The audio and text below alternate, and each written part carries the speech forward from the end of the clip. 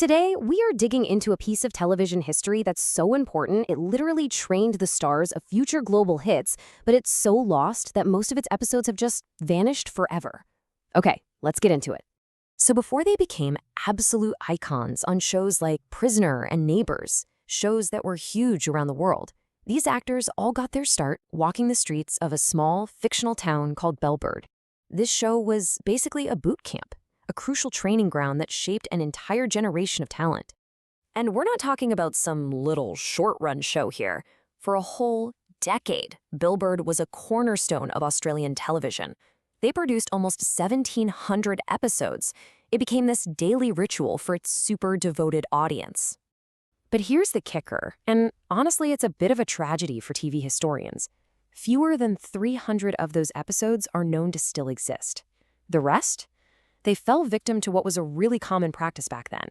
See, master tapes were expensive, so to save money, they were just wiped and reused. And you can just feel the frustration from the people who made it.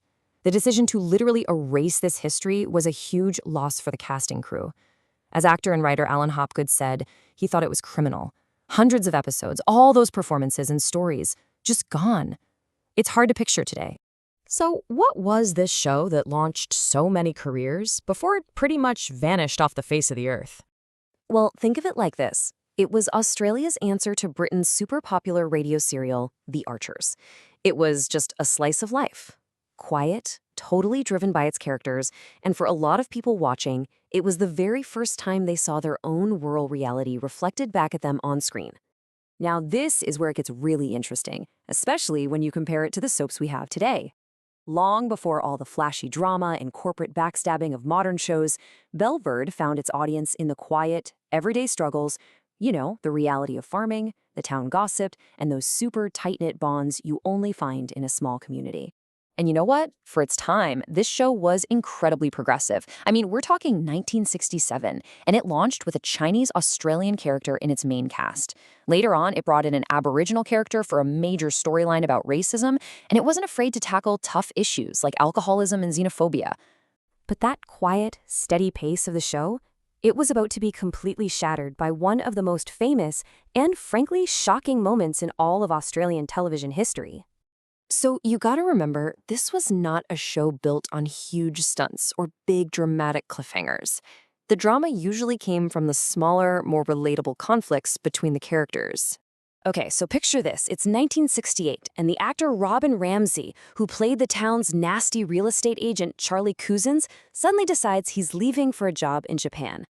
His character was tangled up in all these different storylines, so the writers had a real problem on their hands.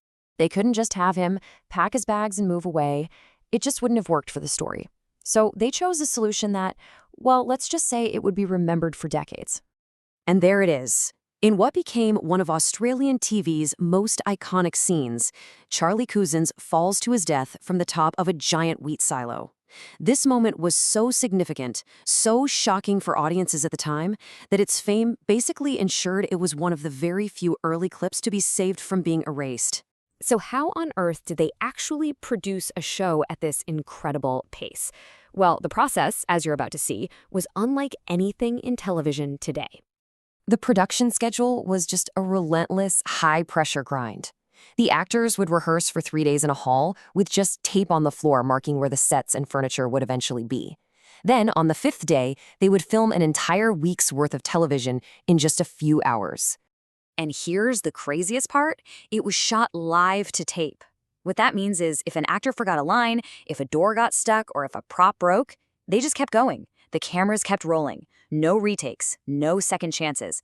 It gave the whole show this raw, almost theatrical energy. But after a decade on the air, the world of television was changing, and Bellbird, our quiet pioneer, really started to struggle to keep up. They tried a bunch of format changes to try and win back audiences. They went from 4 short episodes a week to a single hour-long one. Then they tried 3 half-hour episodes. But nothing seemed to recapture that magic of the daily ritual that people had grown to love so much. And at the end of 1977, the show was finally canceled. But even though its episodes are mostly lost to time, its influence as a pioneer is absolutely undeniable.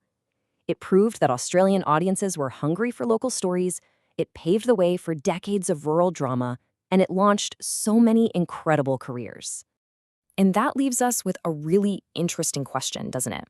In an age of lost media, how do we remember a show that now exists more in our memories than it does on actual tape?